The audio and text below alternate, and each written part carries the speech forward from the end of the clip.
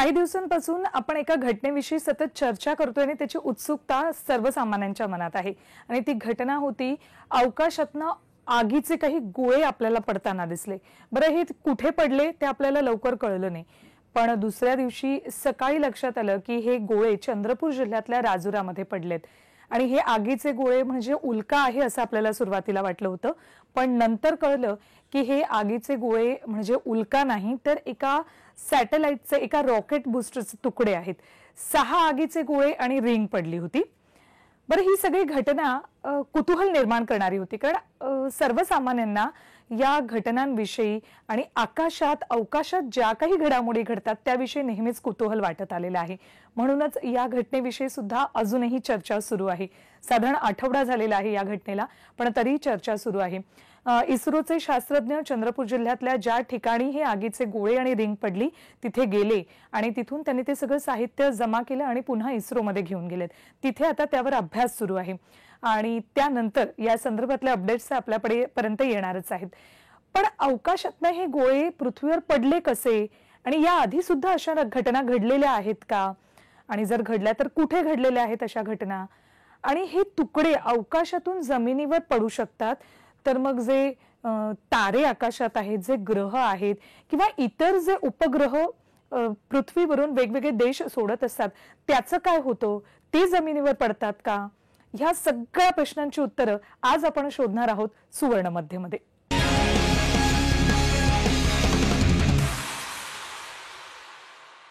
हाय, मी सुवर्णा। आजच्या सुवर्ण मध्यमध्ये तुमचं सगळ्यांचं स्वागत। आजचा आपला विषय थोडा वेगळा आहे आणि सगळ्यांच्या मनात कुतूहल निर्माण करणारा आहे। आजचा विषय आहे कचरा, पण आपल्या घरात किंवा आपल्या घराच्या आसपास दिसणारा कचरा नाही, हा कचरा आहे अवकाशातला, स्पेस मधला। काय असतो हा कचरा आणि या कचऱ्यामध्ये नेमकं काय काय असतं, त्या कचऱ्याचं काय होतं, सगळे देश त्या कचऱ्यावर काही करतायत का, काही प्रक्रिया केली जाते का, या सगळ्या प्रश्नांची उत्तरं आज शोधूयात।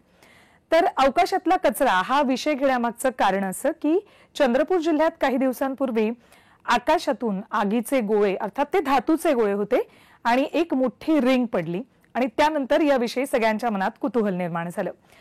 तर अवकाशातला कचरा म्हणजे काय? अनेक देश उपग्रह अवकाशात सोडतात, वेगवेगळ्या माहितीसाठी आणि वेगवेगळ्या कामासाठी म्हणून हे उपग्रह अवकाशात सोडले जातात आणि प्रत्येक उपग्रहाचा एक कालावधी ठरलेला असतो। त्यानंतर त्या उपग्रहांचं काय होतं तर हे उपग्रह पृथ्वीच्या कक्षेत फिरत राहतात आणि काही कालावधीनंतर त्याचे तुकडे होऊन ते पृथ्वीवर पडतात। यावर खरं तर जपाननं एक उपाय शोधलेला आहे, तो प्रचंड खर्चिक आहे। जपाननं एक जाळी तयार केली, ती अवकाशात सोडली आणि त्यात त्या निकामी झालेल्या उपग्रहाचे तुकडे पडतात। तसंच अमेरिका आणि रशियाच्या माध्यमातून सुद्धा यावर एक उपाय शोधण्यात आलाय। हा उपाय सुद्धा प्रचंड खर्चिक आहे। अमेरिका आणि रशियातले अनेक देश ज्यावेळेला उपग्रह अवकाशात सोडतात तेव्हा त्या उपग्रहांमध्ये जास्तीचं फ्युएल असतं, एक्स्ट्रा फ्युएल त्यात टाकलं जातं, जेणेकरून त्या उपग्रहाचा सॅटेलाइटचा कालावधी जेव्हा संपतो त्यानंतर तो सॅटेलाइट अवकाशात फिरत राहतो आणि पृथ्वीच्या कक्षेत जसा तो प्रवेश करतो त्यानंतर जळून त्याचे तुकडे नष्ट होतात। ही घटना पहिल्यांदा घडली आहे का तर तसं नाही। अमेरिकेचा इरिडियम 33 हा उपग्रह अवकाशात फिरत असताना त्यावेळेला रशियाचा निकामी झालेला कॉस्मोस 2251 या उपग्रहाशी त्याची धडक झाली आणि त्यानंतर या उपग्रहाचे जवळपास 1700हून अधिक तुकडे झाले आणि ते इतस्तत विखुरले गेले आणि त्यानंतर मग त्यातले काही तुकडे पृथ्वीवर सुद्धा पडले। ही घटना घडली होती 2009 साली। अशा घटना या आधी सुद्धा घडलेल्या आहेत आणि त्या उपग्रहांचे तुकडे मग जमिनीवर म्हणजेच पृथ्वीवर सुद्धा पडलेले आहेत। यावर नासानं संशोधन केलं त्यावेळेला एक गोष्ट अशी आढळली की आपण ज्या मार्बल्स खेळतो, गोटी म्हणतो आपण त्याला, त्या गोटीच्या आकाराचे जवळपास 5 ते 10 लाख तुकडे अजूनही अवकाशात आहेत आणि त्यापेक्षा मोठ्या आकाराचे सुद्धा तुकडे अवकाशात आहेत। चंद्रपूर जिल्ह्यातल्या राजुरामध्ये जे धातूचे गोळे पडले ते तर जवळपास 5 ते 6 किलोचे होते आणि ती रिंगही 30 ते 40 किलोची होती। म्हणजे किती मोठं आणि वजनी साहित्य अजूनही अवकाशात आहे ते तुम्ही विचार करू शकता। जवळपास 8 ते 10 हजार टन कचरा अजूनही अवकाशात फिरतो आहे आणि तो कचरा कधीतरी पृथ्वीवर पडणार यात शंका नाही। कदाचित त्यातला काही कचरा हा पृथ्वीच्या कक्षेत आल्यानंतर जळून नष्ट सुद्धा होऊ शकतो। बरं, अमेरिका, रशिया, जपान या देशांकडून जरी यावर उपाय शोधण्याचा प्रयत्न सुरू असला तरी इतर देश हातावर हात ठेवून बसलेत असं नाही। इतर देश सुद्धा यासाठी प्रयत्न करतायत, पण यासाठी प्रचंड खर्च लागतो, म्हणून अजून तरी कोणाला फारसा योग्य उपाय यावर सापडलेला नाहीये। पण या निकामी झालेल्या उपग्रहांचं जे तुकडे पृथ्वीवर पडतात त्यावर काही उपाय करता येतील का आणखी, आणि त्याचा पृथ्वीवर काही धोका आहे का, असे अनेक प्रश्न आपल्या सगळ्यांच्या मनात आहेत। त्याच प्रश्नांची उत्तरं आपण जाणून घेणार आहोत तज्ञांकडून। त्यासाठी आपल्या सोबत आहेत सुरेश चोपणे। सुरेश चोपणे यांनी चंद्रपूर जिल्ह्यात हे जे तुकडे पडलेले आहेत त्या ठिकाणी ते गेले होते आणि त्यावर ते स्वतः सुद्धा संशोधन करतात। आपण त्यांच्याकडनं आपल्या प्रश्नांची उत्तरं मिळवत। सर, तुमचं खूप खूप स्वागत सुवर्ण मध्यमध्ये। नमस्कार सर, सगळ्यात आधी माझा पहिला प्रश्न असा आहे की या उपग्रहांचा कालावधी संपला की मग त्याचं काय होतं?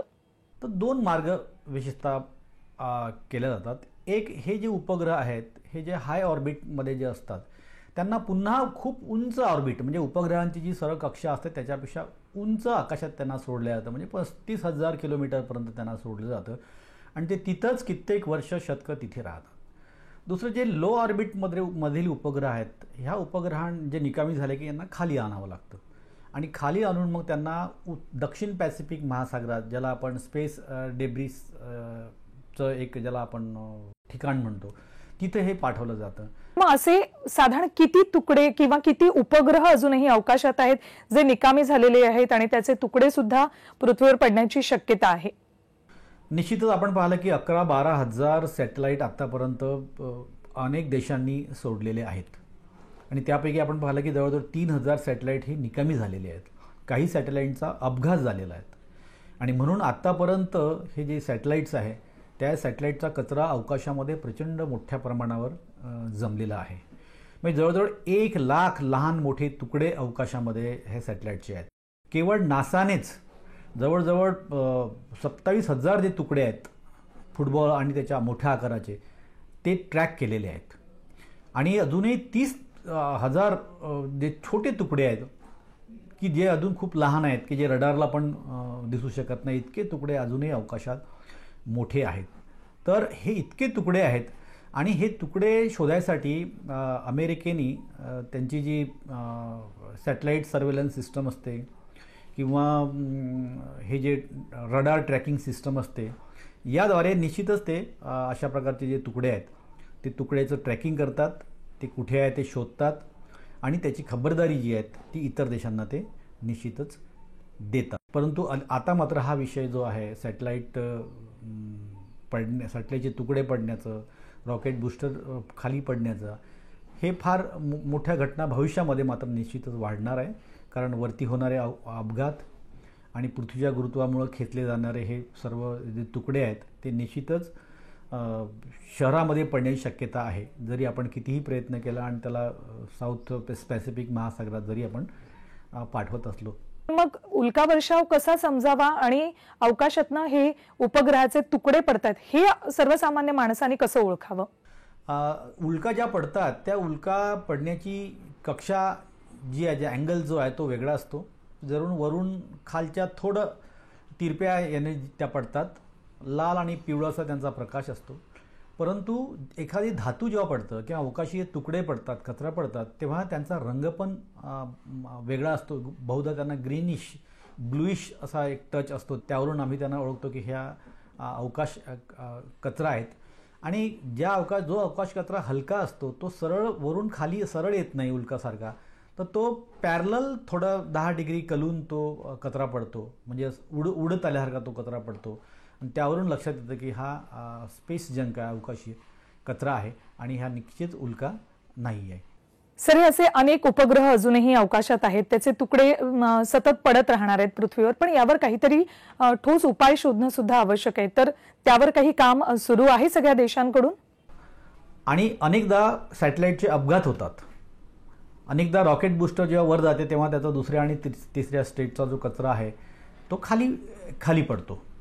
म्हणजे याला एकतर खूप उंच 35,000 किलोमीटरवरती ऑर्बिटमध्ये काही काळ काही वर्ष तिथे स्थिर ठेवणे किंवा यांना खाली पाडणे, जमिनीवर पाडणे, हाच एक उपाय आहे. परंतु एखादा अवकाश यान तुटलेलं, ॲक्सिडेंट झालेलं, एखादं रॉकेट बूस्टरचे पार्ट्स जर खाली आले तर त्यांना आपण ट्रॅक करू शकतो, पण त्यांना आपण थांबवू शकत नाही. आणि त्यांना, कारण ते अगदी छोट्या आकाराचे असतात आणि अगदी गतीने येतात, तेव्हा त्यांच्यासारख्या याच्यावर आपण मिसाईल्स वापरून त्यांना पाडणं कठीण आहे. कारण शेवटी ते खालीच पडणार आहेत. छोटे आकाराचे तुकडे होतील पण ते खाली पडतील. शेवटी आपण याला ट्रॅक करू शकतो आणि ट्रॅक करून याचा मार्ग कुठला आहे ते ओळखू शकतो आणि लोकांना सावध करू शकतो. सर, असा कचरा सतत पृथ्वीवर जर पडत राहिला तर तो पृथ्वीसाठी आणि पृथ्वीवर असणाऱ्या या मानव सृष्टीसाठी घातक आहे असं नाही वाटत? निश्चितच अवकाशीय कचरा हा पृथ्वीवर पडणे हा धोकादायक आहे. आपण पाहतो की अवकाशीय ज्या वस्तू असतात, म्हणजे उल्का, मोठमोठ्या अश्नी, या खाली नेहमी पडताना आपण पाहतो, त्याला उल्का वर्षाव पण आपण म्हणतो. परंतु सॅटेलाईटचे तुकडे जे आहेत हे अगदी खालच्या ऑर्बिटमध्ये आहेत आणि ते मेटलचे तुकडे आहेत. आणि अनेकदा तर ते हीट रेझिस्टन्स मेटल ज्याला म्हणतो आपण, म्हणजे अत्यंत तापमानामध्ये पण ते न जळणारे तुकडे असतात, रॉकेट बूस्टरचे वगैरे. हे तुकडे जेव्हा खाली पडतात तेव्हा ते निश्चितच मानवी प्रदेशावर जर पडले तर निश्चितच धोकादायक असतात. आज चंद्रपूरमध्ये ते 2 तारखेला पडलेले आहेत. त्याचं आपण पाहिलं, अगदी त्या गावाच्या घराच्या अगदी जवळ तो मोठी रिंग पडली आणि ते घर नव्हे तर त्या गावातले अनेक घरं ती वाचलेली होतात. खरं तर हा जो कचरा आहे हा सॅटेलाईट जेव्हा आपण इथून सोडतो, एखादं प्रक्षेपण करतो, तेव्हा पण प्रक्षेपण करताना एखादा तुकडा जरी याला लागला, अपघात झाला तर मोठा अपघात होऊ शकतो. जे सॅटेलाईट अवकाशात फिरत असतात त्यांना पण एखादा कचरा लागला तर ते पूर्ण सॅटेलाईट ते निकामी होऊ शकतं. हे 2 फार मोठे धोके आहेत. आणि खाली जर पडलं एखाद्या घरावर, एखाद्या महत्त्वाच्या मोठमोठ्या उद्योगावर, तर किती मोठी हानी होऊ शकेल याची कल्पना आपण करू शकत नाही. सर, ही संपूर्ण माहिती तुम्ही दिलीत आणि सगळ्यांच्या मनातलं कुतूहल यामुळे शमलं असेल असं मला वाटतं. खूप खूप धन्यवाद या संपूर्ण माहितीसाठी. धन्यवाद. तज्ज्ञांकडून भरपूर माहिती आपल्याला मिळालेली आहे, यामुळे आपलं कुतूहल शमलेलं आहे. पण तरीही आणखी एक इंटरेस्टिंग इन्फॉर्मेशन मी तुम्हाला देते. ज्या वेळेला स्पेस वॉक करतात अंतराळवीर, त्यावेळेला सुद्धा त्यांच्या हातून काही वस्तू जर निसटल्या तर मग त्याचं काय होतं? तुम्हाला सुनीता विल्यम्स अंतराळवीर आठवत असतील. त्या ज्या वेळेला स्पेस वॉक करत होत्या त्यावेळेला त्यांच्या हातातून कॅमेरा निसटला. त्या कॅमेऱ्याचं काय झालं? तो कॅमेरा अजूनही पृथ्वीच्या कक्षेभोवती फिरतोय. कदाचित तो जळून नष्ट होईल किंवा मग कदाचित तो पृथ्वीवर कुठेतरी पडू शकतो, त्याचे तुकडे होऊन तो पडू शकतो. काहीही घडू शकतं त्या कॅमेऱ्याच्या बाबतीत.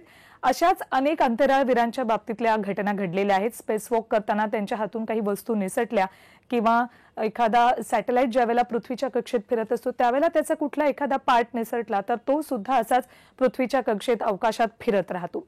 बरं, ह्या सगळ्या अवकाशातल्या कचऱ्यासाठी कुणीही किंवा कुठलाही देश जबाबदारी घ्यायला तयार नाही. त्यामुळेच तज्ज्ञ यासाठी एक विचार मांडतायत, तो म्हणजे यावर ठोस कायदा असणं आवश्यक आहे.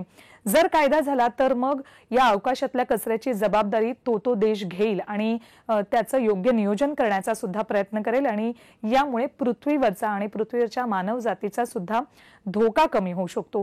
कारण पुढच्या काळामध्ये विमान उड्डाणांप्रमाणे उपग्रहांचं सुद्धा उड्डाण होईल आणि त्यामुळे हा कचरा जास्त वाढेल आणि आपल्या सगळ्यांचं नुकसान सुद्धा, आपल्यावरचा धोका सुद्धा जास्त वाढू शकतो.